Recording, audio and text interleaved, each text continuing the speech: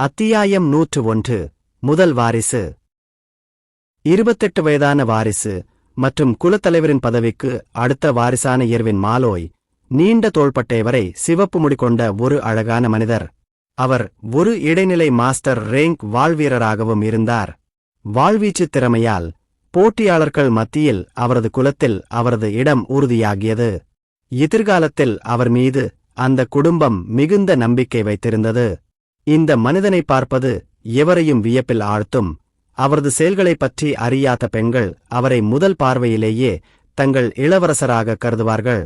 ஆனால் 4 வருடங்களுக்கு முன்பு இந்த நேர்த்தியான மனிதனின் கொடூரத்தை கண்டவர்களுக்கு முதுகுத்தண்டில் ஒரு நடுக்கம் ஏற்படும்.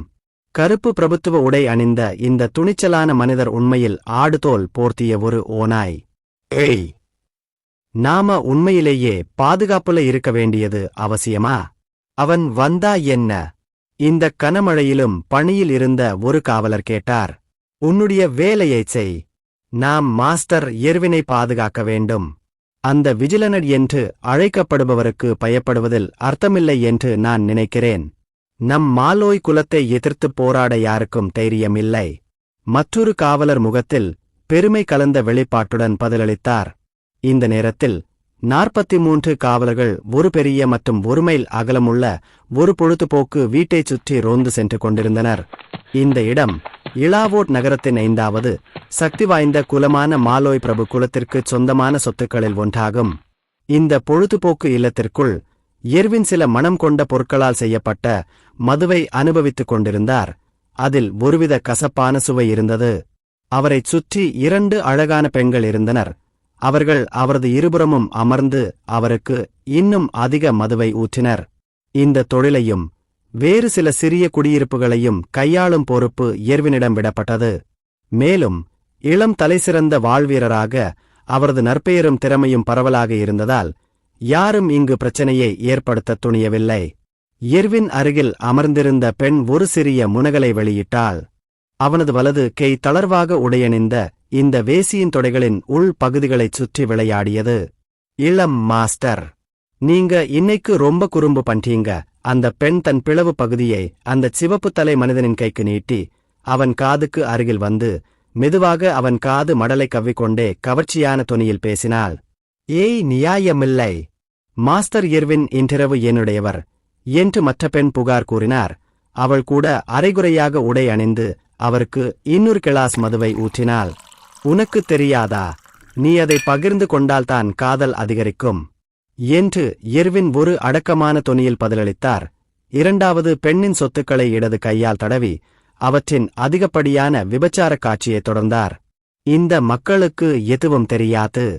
அடர் சாம்பல் நிற உடையில் ஒரு முகமூடி அணிந்த உருவம் 1 மைல் தொலைவில் இருந்து அவர்களின் வார்த்தைகளை கேட்டுக்கொண்டிருந்தது. இந்த நிறுவனத்தைச் சுற்றியுள்ள அனைத்து காவலர்களையும் பாதுகாப்பு பணியாளர்களையும் அவன் குறிவைப்பது போல் அவனது கண்கள் மிகவும் விழிப்புடன் இருந்தன. இடியுடன் கூடிய கனமழை ஏற்கனவே இந்த இரவில் ஒரு இருண்ட உணர்வை ஏற்படுத்தியிருந்தது. இந்த கட்டிடத்தின் கிழக்கு நுழைவாயிலில் முன்பு பேசிக் கொண்டிருந்த 2 காவலர்களும் கருப்பு மற்றும் கூர்மையான ஈட்டி போன்ற நீச்சுகள் மார்பு மற்றும் தொண்டையில் துளைத்ததால் தரையில் விழுந்தனர். அவர்கள் உடல்கள் விழும் சத்தம் பலத்த மழையால் அடக்கப்பட்டது. யாரும் அதை கவனிக்கவே இல்லை. ஒரு சாதாரண கொலையாளி எப்படி ரகசியமாக காரியங்களைச் செய்ய தேர்ந்தெடுப்பாரோ அதைப் போலல்லாமல் இந்த முகமூடி அணிந்த நபருக்கு அமைதியாக காரியங்களைச் செய்யும் நோக்கம் இல்லை. இந்த சிவப்பு தலை மனிதன் 4 ஆண்டுகளுக்கு முன்பு அந்த கொடூரமான செயலைச் செய்த உன்னத குல வாரிசுகளில் ஒருவராக இருந்ததால் இந்த குலத்தின் எதிர்கால தலைவரை தனது முதல் இலக்காக குறித்தவர் ஷேடோ வீரன் தவிர வேறு யாருமல்ல. ஷேடோ வீரன் நீண்ட அடர் சாம்பல் நிற ஆடைகளிலிருந்து நீர் சொட்டியது. அது அவனுக்கு கிரிம் ரீப்பரை போன்ற தோற்றத்தை அளித்தது. அவனது உரத்த காலடி சத்தம் இந்த பெரிய மற்றும் அகலமான பிரதான மண்டபத்தில் பரவியிருந்த 100கணக்கான வாடிக்கையாளர்களின் கவனத்தை விரைவாக ஈர்த்தது. அங்கு சாதாரண மனித பெண்கள் முதல் எல்ஸ் வரையிலான அழகான பெண்கள் மற்றும் தலையில் பூனை காதுகளுடன் பணிப்பெண் உடையில் அணிந்த சில பெண்கள் அவர்களை அழைத்துச் சென்றனர். ஷேடோ வீரன் திடீர் வருகை அவர்களின் ஆர்வத்தை தூண்டியது. திடீரென்று ஒரு உரத்த அறிவிப்பு இந்த முழு மண்டபத்தையும் நிரப்பியது. மாலோய் குலத்தைச் சேராத எவரும் இப்போதே வெளியேறுங்கள். இல்லையெனில் மீதமுள்ள எவரையும் கொல்லும் வரை நான் உங்களுக்கு இன்னொரு வாய்ப்பு கொடுக்க மாட்டேன் என்று ஷேடோ வீரன் கத்தினான். ஹாஹாஹா, யார் இந்த கோமாளி? இங்க இருக்கிற நல்ல மனநிலையை கெடுத்துட்டாரு. வாடிக்கையாளர்களில் ஒருவர் பேசினார். ஆனால் அடுத்த நொடி கருப்பு மற்றும் சிவப்பு நிறத்தில் ஒரு ஒளிக்கதிர் அந்த இடத்தை முழுவதுமாக கற்பனை செய்ய முடியாத அழுத்தத்தால் நிரப்பியது. போர் ஆதிக்கம். ஷேடோ வீரன் தனது போர் ஆதிக்க ஒளியை முழு வீச்சில் வெளியிட்டு நூற்றுக்கணக்கான மக்களை ஒரே நொடியில் மண்டியிட வைத்தான். ஒரு கிராண்ட் மாஸ்டரின் ஒளியை சாதாரண மக்கள் நேரடியாக எதிர்கொள்ள முடியாது. அவன் தனது ஒளிவட்டத்தை செயலிழக்கச் செய்து மக்களை விடுவித்தான். ஓடு, அது ஷேடோ வீரன் என்று ஒரு வாடிக்கையாளர் கத்திவிட்டு பிரதான வெளியேறும் இடத்தை நோக்கி ஓடத் தொடங்கினார். என்ன, ஷேடோ வீரன் என்று மற்றவர்கள் ஆச்சரியத்தில் மூச்சு திணறினர். ஆனால் அவர் இனி அந்த மண்டபத்தில் வசிக்கவில்லை. அவருடைய பெயர் மட்டுமே அவர்களின் இதயங்களில் கடவுள் பயத்தை விதைத்திருந்தது.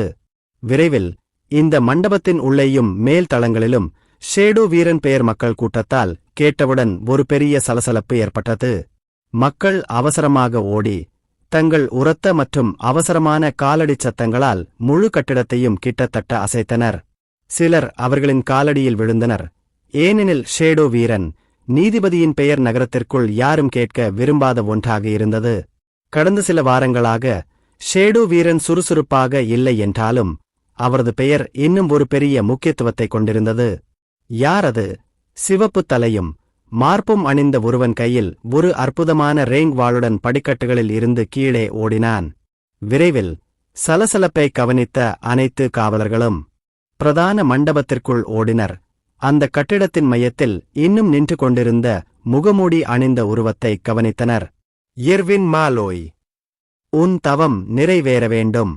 ஷேடோ வீரன் தனது கடுமையான மற்றும் பேய் போன்ற குரலில் பேசினான். டோட், நான் யார்னு உனக்கு தெரியுமா என்றான் மனிதன் கீழ்த்தரமான தொனியில். சரி, அதனால்தான் நான் இங்கே இருக்கிறேன் என்று ஷேடோ வீரன் பதில் அளித்தான். இந்த நேரத்தில் அவர் பெரும்பாலும் வாழ்வீர்களையும் கொலையாளிகளையும் கொண்ட 40க்கும் மேற்பட்ட காவலர்களால் சூழப்பட்டார். ஆனால் தீர்ப்பளிப்பவரின் கண்களில் எந்த கவலையும் இல்லை. அவன் முன்பு எச்சரித்த பிறகு மண்டபத்திற்குள் இருந்த அனைவரையும் பார்த்தான். இந்த குலத்தைச் சேர்ந்தவர்களும் அவர்களுக்காக உண்மையாக வேலை செய்தவர்களும் மட்டுமே இந்த கட்டத்தில் எஞ்சியிருந்தனர். இதற்காக காத்திருக்கிறாய்? அந்த அயோக்கியனை கொல்லு, இர்வின் கட்டளையிட்டான். ஆனால் முதலில் தாக்குவதற்கு எந்த வாய்ப்பும் கொடுக்காமல் ஷேடோ வீரன் தனது பய நச்சுக் குண்டுகளை வீசினான். மேலும் பல வெள்ளை மூடுபனி வெடிப்புகள் சில நொடிகளில் இந்த முழு மண்டபத்தையும் நிரப்பின. இந்த மூடுபனி மிகவும் அடர்த்தியாக இருந்ததால் பலரால் தங்களுக்கு முன்னால் என்ன இருக்கிறது என்று பார்க்க முடியவில்லை. ஆனால் இவர்கள் அனைவரும் ஆச்சரியத்திலிருந்து மீள்வதற்குள் ஒரு கம்பீரமான மற்றும் பயங்கரமான குரல் அவர்களின் காதில் விழுந்தது. அப்போ நாம ஆரம்பிக்கலாமா?